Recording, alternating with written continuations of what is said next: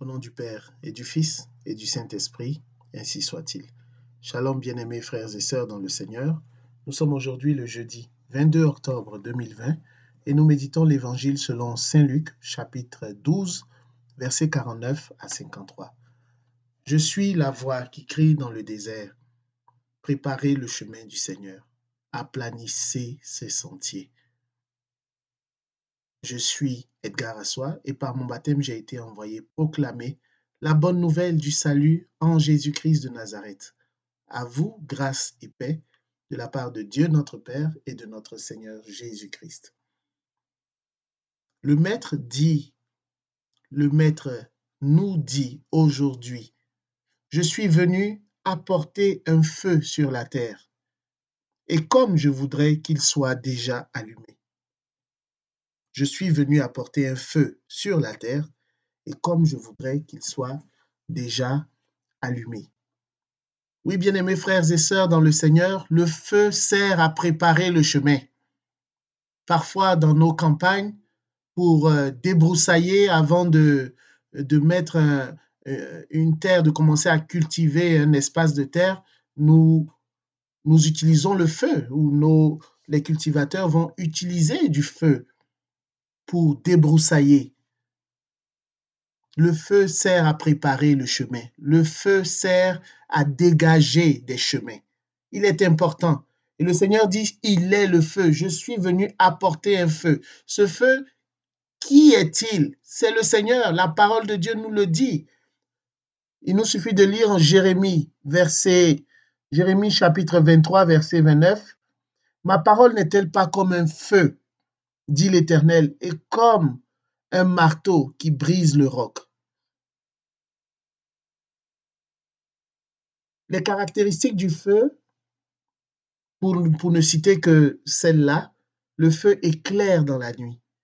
Le feu purifie toutes les impuretés. Le feu réchauffe ce qui est froid. Le feu peut servir même d'arme défensive ou offensive contre toute espèce de menace, contre des animaux dangereux ou même comme des personnes qui nous assaillent, qui nous attaquent. Est-ce que, bien-aimés frères et sœurs dans le Seigneur, est-ce que ma vie sert à éclairer la vie de ceux qui m'entourent? Est-ce que notre vie comme baptisés sert à éclairer la vie de ceux qui marchent dans les ténèbres? Isaïe chapitre 9, verset 2 nous le dit, le peuple qui marchait dans les ténèbres a vu une grande lumière. Sur ceux qui habitaient le pays de l'ombre de la mort, une lumière a resplendi. Es-tu un feu qui resplendit? Ta vie reflète-t-elle une lumière qui resplendit sur celle des autres, sur la vie des autres? À chacun de répondre à cette question.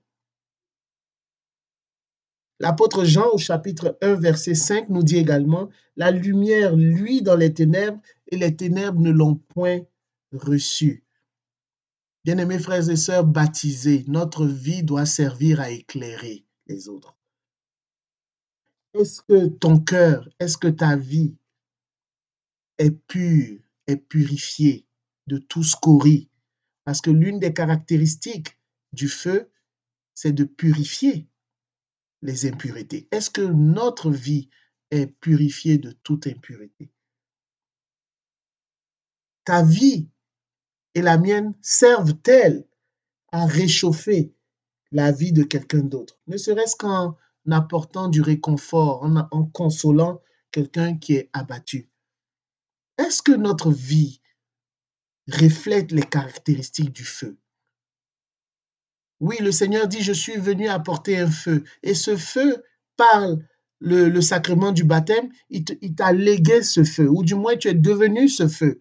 Parce que la parole de Dieu t'embrase, le feu de l'Esprit Saint t'embrase et tu deviens à ton tour un feu qui est appelé à se propager partout où il passe. C'est cela.